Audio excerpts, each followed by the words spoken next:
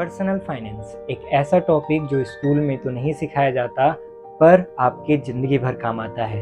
आपने देखा होगा कुछ लोगों को जो महीने से 25 से 40 हज़ार रुपये कमाते हैं पर ज़िंदगी शांति से जीते हैं, और वहीं कुछ लोग ऐसे भी हैं जो महीने के 1 लाख रुपए और उससे ज़्यादा कमाते हैं पर हमेशा परेशान रहते हैं और कहते हैं यार इस बार पैसों की बहुत तंगी है, और वो नेक्स्ट सैलरी आने का वेट करते हैं। तो फ़र्क क्या है इन दोनों लोगों में?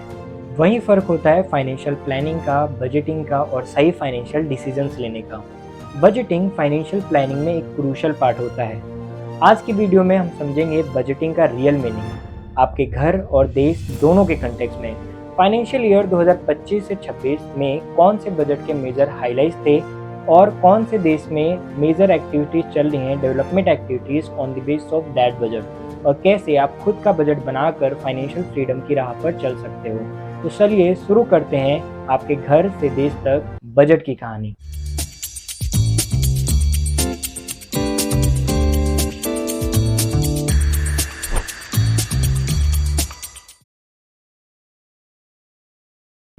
फाइनेंशियल प्लानिंग का मतलब होता है प्लानिंग योर मनी, जैसा कि हम घर में करते हैं। लेट्स सपोज पापा की सैलरी आने वाली है 60,000 रुपये, जहाँ पे हमें 15,000 रेंट देने हैं, 10,000 हमने राशन के लिए रखना है, 2,000 का हमारा बिजली का बिल आ जाएगा और 5,000 की हमारी EMI कट जाएगी। गवर्नमेंट भी कुछ ऐसा ही करती है।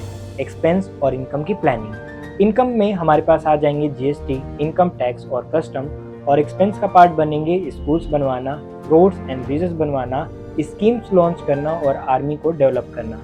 बस इतना है कि उनका अमाउंट 60,000 रुपये नहीं बल्कि 60,000 करोड़ और 60 लाख करोड़ रुपए भी हो सकते हैं।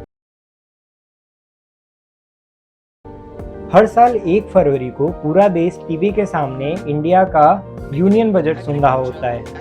ये फाइनेंस मिनिस्टर प्रेजेंट करते हैं, करंटली निर्मला सीतारमण जी।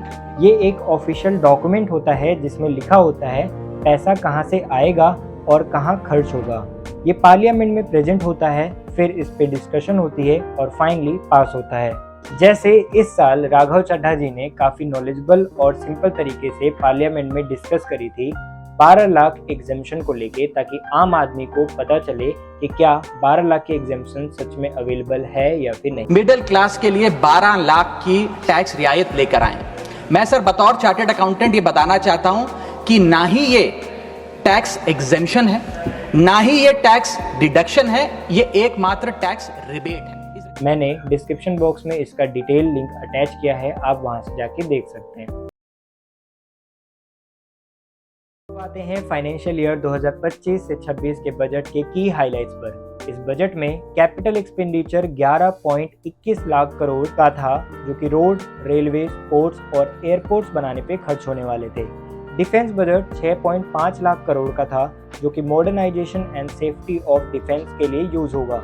PM आवास योजना 85,000 करोड़ का affordable housing for all scheme के तहत टैक्स रिलीफ, यानी कि अब 12 लाख तक की एनुअल इनकम पर कोई भी इनकम टैक्स नहीं लगेगा, जिससे मिडिल क्लास को काफ़ी राहत मिली है।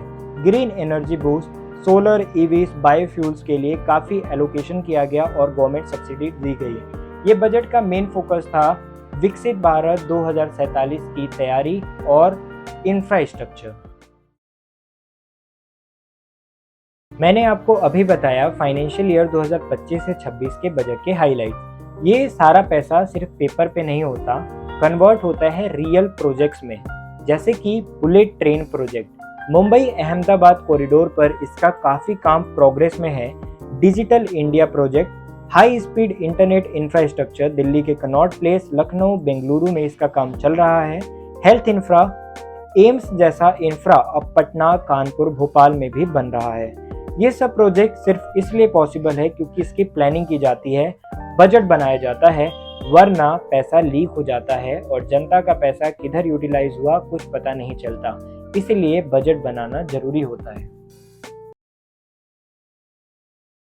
दोस्तों, बजटिंग कोई मॉडर्न या फिर नया मेथड या कॉन्सेप्ट नहीं है।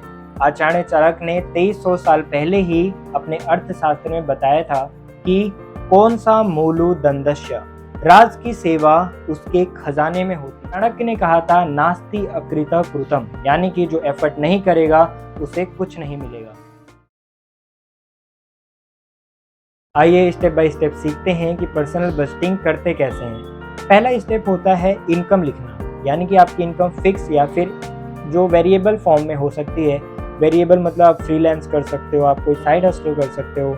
नेक्स्ट स्टेप है खर्चा डिवाइड करना। खर्चा फिक्स, वेरिएबल या फिर ऑप्शनल के फॉर्म में हो सकता है। फिक्स में आपका रेंट या फिर ईएमआई हो सकता है। वेरिएबल में आपका इलेक्ट्रिसिटी बिल, राशन का खर्चा हो सकता है। ऑप्शनल जैसे आपको कपड़े खरीदने, आपको पार्टी करनी है, ये सारे खर्चे हो सकते हैं। नेक्स्ट है आपको गोल सेट करना है। लाइक आपको बाइक लेनी होती है, आपको घर लेना हो सकता है, आप कोई कार लेना चाहते हो। आप गोल सेट करो और अपने हिसाब से उसको देखो कि आप उसे कब तक कंप्लीट कर लेंगे। नेक्स्ट स्टेप है टूल यूज़ करना, मंथली रिव्यू करना, और इसके बाद आता है डिसिप्लिन मेंटेन रखना। दोस्तों, बजट बनाना सिर्फ गवर्नमेंट का काम नहीं है, आप भी अपनी लाइफ के फाइनेंस मिनिस्टर हो। हर एक रुपये को ट्रैक करना सीखो, ज़रूरत से ज़्यादा भी नहीं, बट ऐसा ना हो कि ज़रूरत के टाइम पे कम पड़ जाए। अगर आप चाहते हो मैं कोई पर्सनल बजटिंग का टेम्पलेट बनाऊं या फिर कुछ ऐसी फाइनेंशियल टॉपिक्स पे वीडियो बनाऊं तो आप कमेंट कर सकते हो। लाइक करना मत भूलना इस वीडियो को, और सब्सक्राइब करो फिनैनोमी स्टूडियोज़ को। तब तक के लिए स्टे स्मार्ट, स्टे वेल्दी। धन्यवाद।